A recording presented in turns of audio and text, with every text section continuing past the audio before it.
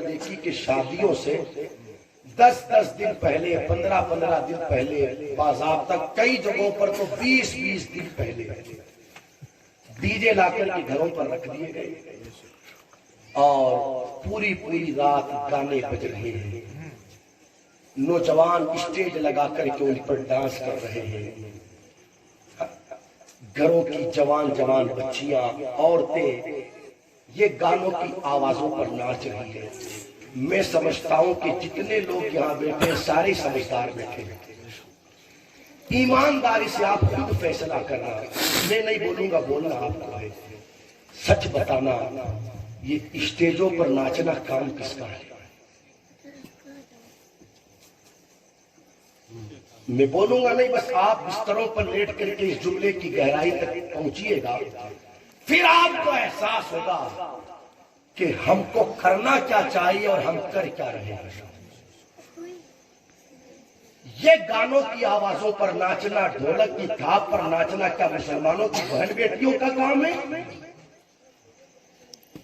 یا جس عورت کو اللہ نے اتنی عزت دی کہ اگر عورت بیٹی کی شکل میں ہے تو باپ کے لیے جنت، اگر بہن کی شکل میں ہے تو بھائی کے لیے جنت، بیوی کی شکل میں ہے تو شوہر کے لیے جنت، اور اگر ماں کی شکل میں ہے تو آقا فرماتے ہیں تمہاری جنت تمہاری ماں کے قدموں کے نیچے ہے، ماں کی شکل میں ہے تو اولاد کے لیے جنت۔ جس عورت کو میرے نبی نے اتنی عزت عطا فرمائی، آج ہم نے شادیوں کے موقعوں پر اپنی گھر کی عورتوں سے ناچ کود کروایا۔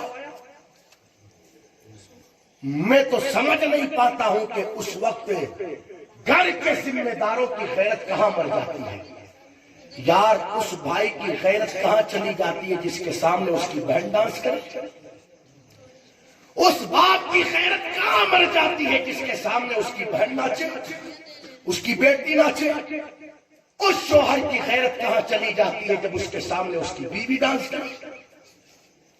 ایمانداری سے آپ مجھے بتائیں کہ یہ کام ہمارے ہیں؟ جو قوم کی بیٹی گانے کی آوازوں پر ناچ کود کر کے اپنی زندگی کو گزارے، پھر اس کے پیٹ سے اللہ والے جنم نہیں لیتے بلکہ نچنی ہی جنم لیتے ہیں۔ لیکن جو قوم کی بیٹی تہجد کی پابندی کر کے قرآن کی تلاوت کر کے پوری رات نفل پڑھ کر کے اپنی راتوں کو گزارے، پھر عظمتیں وہ ملتی ہے کہ کسی کے یہاں بابا فرید پیدا ہوتے ہیں اور کسی کے یہاں سرکار غریب نواز پیدا ہوتے ہیں۔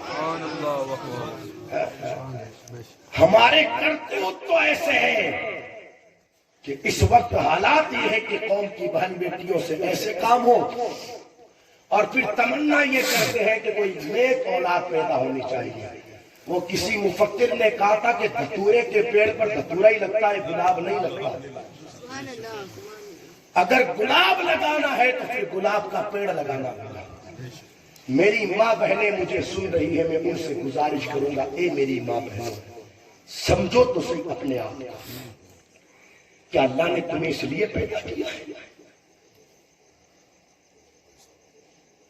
اس لیے میں مانتا ہوں کہ شادی خوشی کا موقع ہے، لیکن ہم مسلمان ہیں، کہو الحمدللہ۔ ہم کون ہیں؟ اور زور سے بولو۔ دیکھو ہمارا ہر کام شریعت کے دائرے میں ہوگا۔ کیسے ہوگا؟ چاہے خوشی کا موقع ہو چاہے غم کا موقع ہو، ہمارا ہر کام کیسے ہوگا؟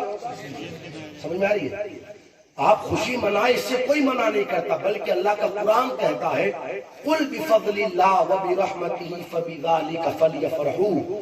جب تمہیں اللہ کی نعمت ملے اور اس کا فضل ملے تو تم خوشی مناؤ۔ کیا کرو؟ لیکن خوشی منانے کا مطلب یہ نہیں ہے کہ آپ اللہ رسول کو ناراض کرنے لگ جائیں۔ خوشی منانے کا مطلب یہ نہیں ہے کہ آپ شریعت کو پیٹ کے پیچھے ڈال دیں۔ خوشی منانے کا مطلب یہ نہیں ہے کہ عورتوں کے سروں سے دوپٹے نیچے آتا ہے۔ خوشی منانے کا مطلب یہ نہیں ہے کہ پھر پردے کا اہتمام کو ختم کر دیا جائے۔ خوشی منانے کا مطلب یہ قطعاً نہیں ہے کہ مصطفیٰ جان رحمت صلی اللہ تعالیٰ علیہ وسلم کی شریعت کے ساتھ مذاق بنایا جائے۔